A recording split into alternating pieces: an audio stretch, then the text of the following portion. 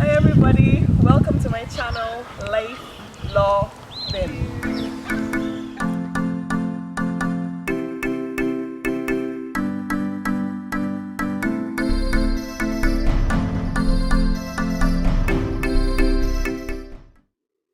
Hi everybody, welcome back to the channel. Now, I am excited because today's episode starts the beginning of our pupillage series. Now, if you've been watching the channel, you would know that there are some videos that do share some tips, etc. But we want to get you in tip-top shape, ready for the pupillage gateway this year. So I've asked a few friends and colleagues to come on to the channel and share some of their advice, having recently been very successful on the gateway in obtaining pupillage.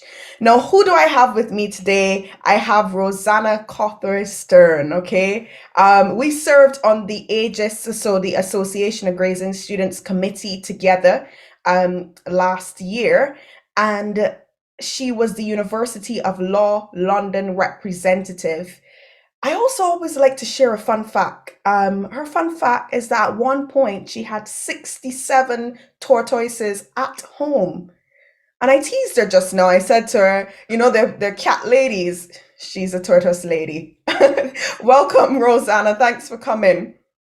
Thanks, Nia. Thanks so much for having me. I'm actually so excited to talk about this topic today because it has literally been my life for the last 2 years. So I have so much to say. No, we're excited to have you. And specifically, we're going to be talking about pupillage. But because Rosanna has secured pupillage in family law, she's definitely going to have a particular spin on that. But before we get into it, we want to speak a little bit about her introduction into the journey of the law. Now, Rosanna, you were telling me you did do a GDL, which means you probably had a first degree. So let's hear a little bit about what you studied first, and then let's hear about your GDL experience. So I studied history for my undergraduate degree. And all the way through those 3 years, I did not think that I was going to end up being a lawyer. I had no idea what I wanted to do, really. And everyone said, "Oh, have you considered law?" And I think that just made me more stubborn at not wanting to explore it. I was like, well, I'm not going to do what everyone says I should do. So I didn't join any law societies while I was at university. I was in a debating club. But very much, I didn't think about law until afterwards. So when I started my GDL, I was very much right at the beginning of the process, and I had to start everything from scratch at that point. Wow. Okay. So how did you find the GDL? Was it intense for you? Did you find it was difficult grappling with that legal jargon? I actually think I took to law much, much better than I took to history. Something about history just never quite sat right with me. I really struggled with those essays. Whereas when I came to law, it felt like it was just so much more logical. There was so much more objectivity in it. And I really loved the GDL. I know it can be quite hard, quite overwhelming, because it is, I would say it is a bit more intense than an undergraduate degree. You've got a lot to fit in a very short year. But I really enjoyed it, and I definitely felt like I was now on the right path. That sounds wonderful. It's interesting you said a lot more objective, and then I thought about history, which is literally his story. So I was just thinking to myself, the subjectivity there with history. Anyway, that's just a bit of a corny thing I just thought of. But you had an intervening year, Rosanna, and intervening years can be actually very crucial or very helpful to people's pupillage applications. So what I really want to ask you about is the kind of work or volunteer experience, the kind of things you did to boost your CV in that intervening year. Well, I will say that that intervening year was very much key for me because I hadn't had these experiences. I hadn't been planning to do law for a long time. I had very little of a legal CV. So during the GDL, I started volunteering at personal support units, which is now called Support Through Court. That was a really, really good experience because you are working out of a courthouse supporting litigants in person, and you get a really good idea for lots of different areas of law and also just whether you enjoy the atmosphere of being in court. And that was what helped me decide that I wanted to be a barrister rather than a solicitor. But because I came to it so late, I had no idea about so many of the things that you need to do to become a barrister. So, for example, with the bar course scholarship, I had no idea that there were scholarships on offer. And when I found out about it, I literally found out about it on the day that the applications closed. So I was like, I need to take a year out. I need to get my affairs in order, sort out the legal CV, and be in a position to apply for things like the bar course scholarships in that year. So I started off as a volunteer with Advocate. Sorry, I should say Advocate. They're very, very clear that it is Advocate. And that was helping people get free representation. So people that aren't eligible for legal aid and also can't afford private solicitors, barristers' fees can come to Advocate, and they help them match with a barrister who's willing to do a bit of pro bono work. So I was working for that organisation for a few months.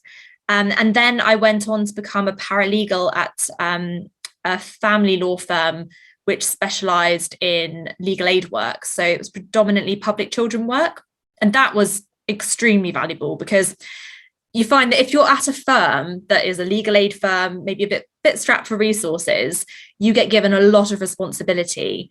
And I was trusted with doing things like drafting applications, speaking with clients, taking statements, drafting position statements. And that was amazing experience that gave me so much to talk about by the time I got round to writing pupillage applications that year and then the following year. So yeah, definitely better than going to a firm where you end up just bundling the whole time.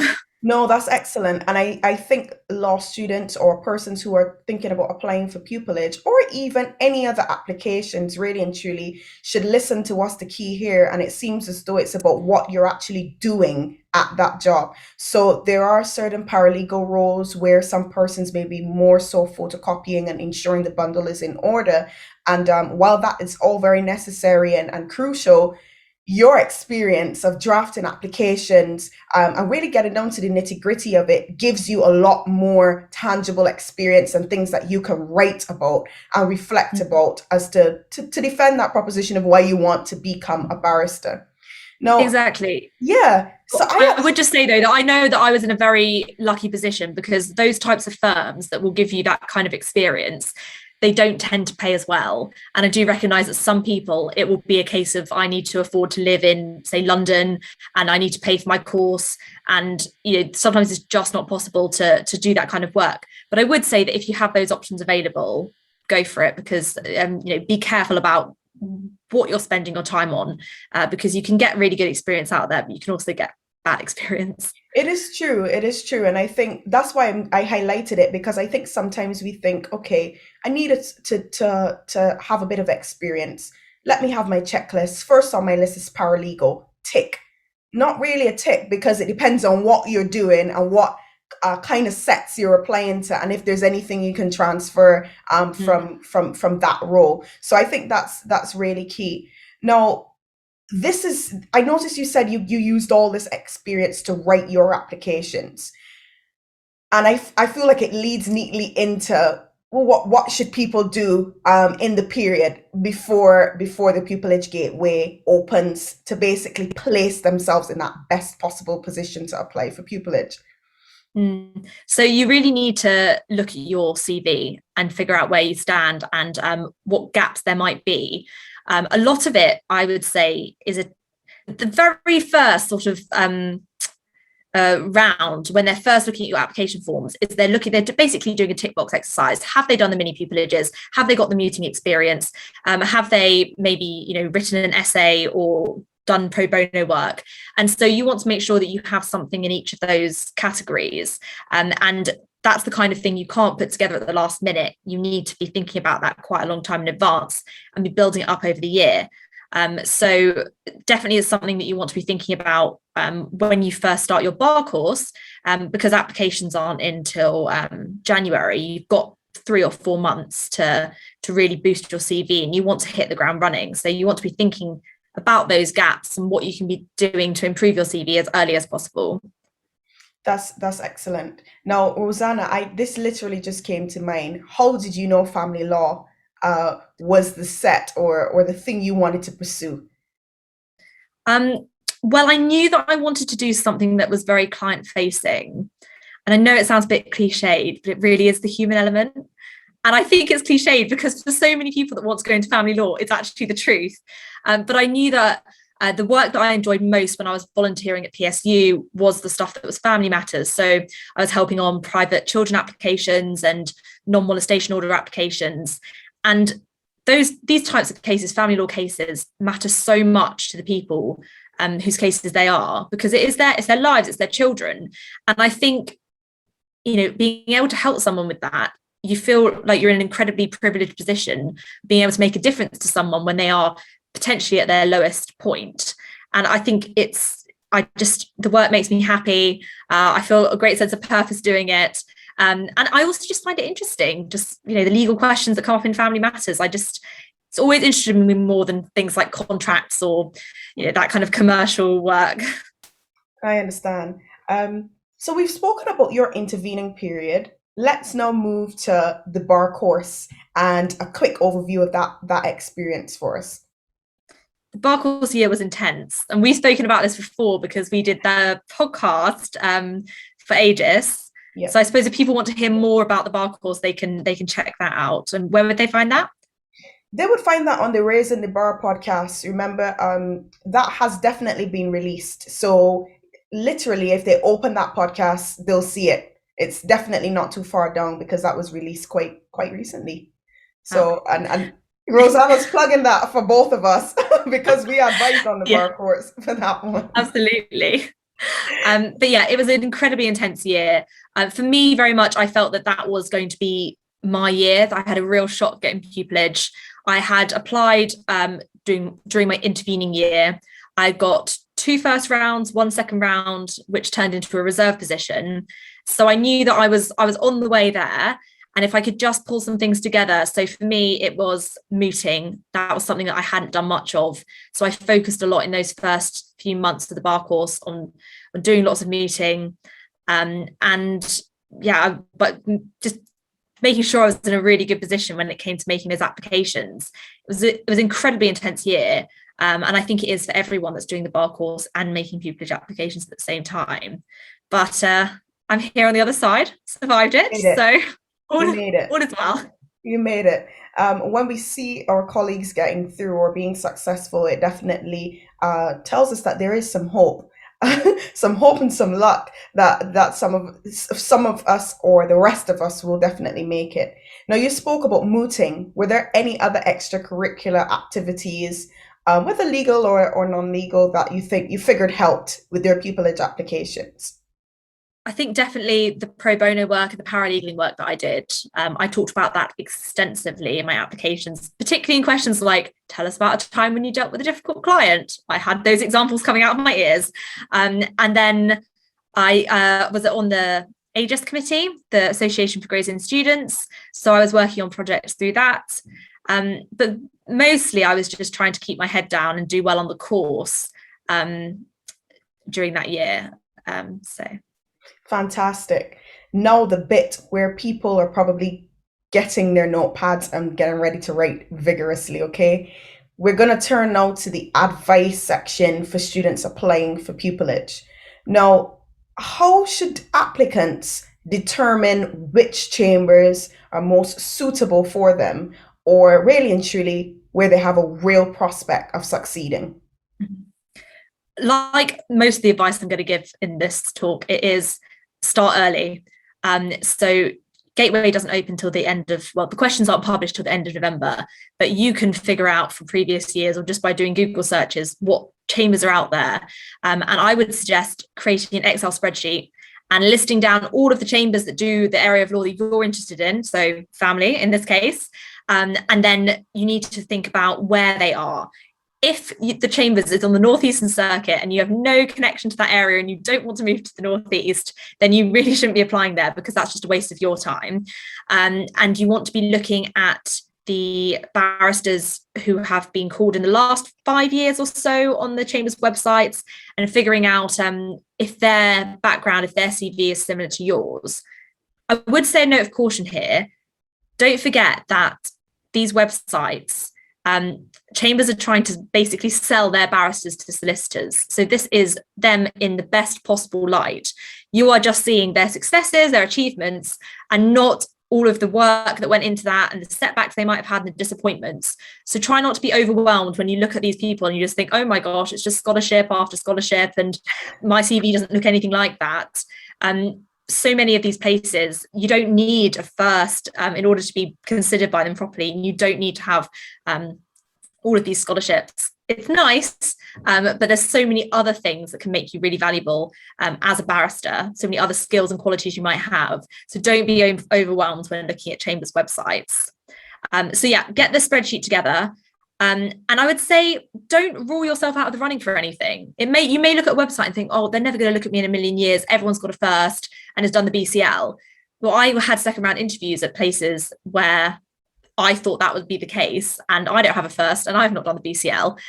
So apply to those places that you think maybe are reach chambers, but also make sure you are being realistic and you have a range of chambers that you're applying to. At the same time, though, don't bother to apply to chambers that you know you don't want to go to, because if you get an offer from there, you're going to be in a difficult situation, because you'll then be torn between, shall I apply again next year or shall I just go to the chambers that's offered me a place? Or you're going to turn it down, which is just a waste of their time and of your time. So don't bother with applications to places unless you do actually want to go there. Excellent point. Now we've gotten to the written stage of that application. Could you provide us with some top tips for that stage? Okay, yes. I have actually made some notes in preparation for this, just because I felt that this is, I went back over my applications, I opened them all up and I looked at them and I thought, oh gosh, this really takes me back and I don't think I want to go back. But I've been looking through my applications and bringing out some tips. So we appreciate you being so thorough. Yeah, so very much, again, start early. I mentioned that Pupillage Gateway publishes the short answer questions to chambers at the end of November. Those are out now. They came out on the 25th of November. So start looking at those now. I would say diarise. You want to know when the deadlines are for everything, because the worst thing you can possibly do is to put in all of this work and then realise that the deadline's happened. And then also, don't forget about those chambers that aren't on Gateway. They might have a different timetable, and you don't want to just forget about them, because there's lots of great places out there that just don't use the Gateway. So make sure you're looking around other places too. When it comes to starting the written applications, I would say you want to start with the short answer questions. Those are published now. I would compile a list, or this is what I did. I compiled a list of every question at every chambers that I thought I might want to apply to. And then I analysed that list and I thought, well, actually, most of these chambers are asking the same question. So they'll ask the question, why do you think you're going to make a good barrister? Why do you want to do family law? Another very common one is, tell us about a time when you've overcome a challenge, or tell us about a time when you've had to persuade someone. And so you don't want to double your work. I would say create a sort of core question list and core answer list and work on perfecting those questions that are going to come up in every application, because those really are the key ones. There's a reason they come up in every application, and those are the ones that you want to make really, really good. So start there. I would do the bulk of that over Christmas, because term time can get so busy. So if you can get a head start over the holidays, that's really good. With the short answer questions, most of them are 200 words. I would say you need to be thinking about how you're going to structure your answers. I normally went for the making 2 or 3 points whilst answering a question, and then separating out those points into mini paragraphs to make it nice and easy for the person reading the applications to understand. Short answer questions should definitely be in prose. I'd say when it comes to the questions about your legal employment history and your awards and scholarships, that can very much be in bullet points. You can get much more information in that way, and the person's just scanning that to make sure that you have the right kind of experience. But the short answer questions, they're testing whether you can persuade and whether you can advocate for yourself. So that definitely has to be in prose. When it comes to questions like tell us about a time when what they're looking for there is the S.T.A.R structure response. People go on about it all the time, but it is actually such a good way to answer a question like that. So that the S.T.A.R technique is situation, task, action, response, and you set out a scenario and how you dealt with, say, a difficult situation with a client. When you're doing that structure, you need to remember that what they want to really hear about is the action that you took to resolve the issue or to deal with the problem. So don't spend lots of time setting up the situation only to not leave any time to explain then what you actually did to solve it. You want to be really focusing on your actions and what you did, and then the result that you got. Gateway specific here. The forms, so Gateway is unique. I think it helps when you've already done it once, because then you know what to expect the second time round. But what happens is you have the sections at the beginning which say things like your education history, your employment history, your activities, interests, awards, responsibilities. That will copy across to every single application that you do. So again, it's good to get that out of the way at the start, or as early as possible once it opens, and really focus on perfecting that. Because if you have that all in one place, what I did personally is that I didn't do, I only did one application to start with. So I started off in December or whenever it opens with one application. I perfected all of the employment history, all of that stuff, education. And then I did all of my short answer questions on a Word document, or several Word documents that I kept on my computer. Much easier to see what's going on that way. You can also use spell check and Grammarly to make sure that you're not making any silly mistakes. And then in the week leading up to the actual deadline, that's when I transferred all of those answers across to Gateway and started all of the applications on Gateway. And that meant that all of the information I'd already plugged in about education, employment, transferred across, and it makes it so much quicker if you do it that way. The thing is, you just don't want to leave it too late to not give yourself time to do all that transferring across. So do keep an eye on deadlines and everything. And then final point, sorry, I know I'm just going on and on about this, but please no. Give us that tea. You need to tailor the applications to chambers. And I know everyone says this, but it is so important. I had a very embarrassing interview where I had written in my written application about how I was so interested in the public law children work that this set did. And in the interview, they look at my application form and they go, "You've written here that you're interested in our public law work. You know, we don't do any public law work." And I was mortified. I was just sitting there being like, I don't know how to get out of this one. And in the end, I had to just admit that I'd been sloppy, and then that was bad. So you don't want to put yourself in that position. Don't make the mistake that I did. Make sure you're really researching what the Chambers does and what they do as opposed to what they advertise, because often they say they do the full spectrum of family law.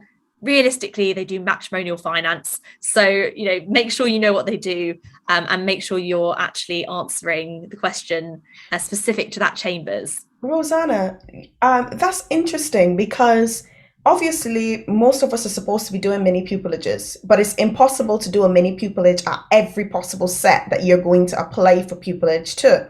So most of the time, students are left with the website to rely on the kind of work that they do. So how can students figure out, or persons figure out, well, although they advertise that they do the full gamut, how do I know that really and truly, technically, they only do, for example, matrimonial finance? How can persons find that out? I think, is it chambers.co.uk, that website? It's a very helpful one for generally just guiding you through the whole process of becoming a barrister or a solicitor. It does both, I think. I think that's the right name. They do profiles on quite a lot of sets, but not all sets. So that's helpful for the ones that they do. I would say that this is really where you need to try and talk to members of the profession, whether that is through a mentoring scheme set up through your inn, through university careers guides. There was a fantastic one at University of Law, Anna Williams. I'm going to give her a shout out. She was fantastic, and she knew everything about every Chambers, so she was really good at giving that kind of advice. And I'm sure at every university, there's every provider, there's someone similar who has that knowledge. And I don't think there's any harm in reaching out to people who have recently got pupillage. I find that most people want to help. And if you're asking, questions like, can you tell me a bit about what your set actually, does? I think most people are willing to answer those questions. And I think that's better than risking an application sort of writing based off the website. Websites are tricky. I would not. They're good. They will expect you to have read them, in the sense that you can't not read them before going into an interview. But at the same time, they don't give the whole picture. They are aimed at solicitors as opposed to aspiring barristers. And that needs to be kept in mind when you're reading them. That's a good point, because I think sometimes we think the be all and the end all is the website, and we think that whatever they've said there is basically the Holy Grail. So we can write it back and say, well, you said you did the full work, so that's what I'm interested in. And I feel like you have to really be careful, because if you do say something like that, well, I'm interested in X X X X, and you do all, when really and truly the tenants really just specialize in one area, not all, then they kind of can just say, well, they don't really know what they're talking about. Bin. Yeah. And it's so competitive, it's so easy to get yours tossed to a side, So just on that point, I completely agree that I think often when it comes to these applications, the standard is so high and so many people would make great barristers that they're more looking for reasons not to interview you than they're actually, looking for reasons to interview you. So things like grammatical errors, being sloppy on your application that way, and things like, not having done the research on what chambers you're applying to, that's exactly the kind of thing that even if in all other respects you look like a great candidate, there's 20 other great candidates, and that's what transfers your application to the bin. So be really careful about those things.